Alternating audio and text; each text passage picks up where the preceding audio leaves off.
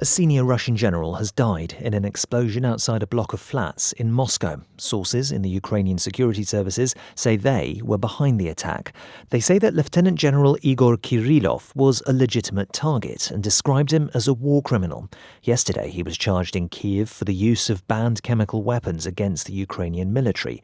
So who was he? Our Russia editor Steve Rosenberg has been speaking to Nick Robinson on Today.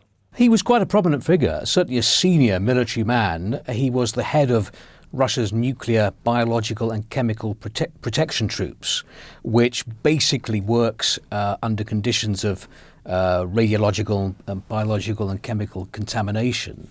He was often on television. He was often giving the Russian point of view, making claims against Ukraine. What's interesting is just yesterday, Ukraine's security service had said that Lieutenant General Kirillov had been charged in absentia for allegedly using chemical weapons in Ukraine. Today we have these very dramatic events, right? A blast early in the morning. Russian investigators say, as you mentioned, that a bomb had been hidden in a scooter by the entrance to an apartment block. And the blast killed Lieutenant General Kirillov and his assistant.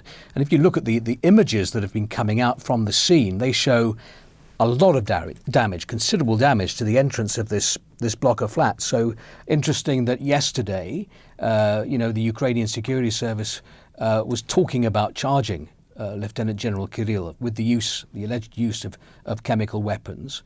Also, this is a man who is known to the British authorities. It was back in October, just a couple of months ago, that the UK imposed sanctions on him, an asset freeze and a travel ban over what the British government at the time referred to as Russia's flagrant violation of the Chemical Weapons Convention. So this is a prominent figure, a senior military man, and shock in Moscow this morning, I'd say, at the news of what has happened. Yes, we've seen drone attacks inside Russia and on Moscow, but for a senior figure like that to be blown up by a bomb must really bring things home to Russian people. I think so. You're right, we have seen drone attacks on the Russian capital before, but most people here in the Russian capital get on with their lives. And for many people, still, despite the huge number of Russian servicemen who've been killed in 3 years of war, the war in Ukraine is something happening far away or something happening on their television screens. Many people just try to get on with their lives and put it out of their mind. Something like this, a blast early in the morning, a senior Russian military figure, Lieutenant General, killed in a bomb hidden in a scooter.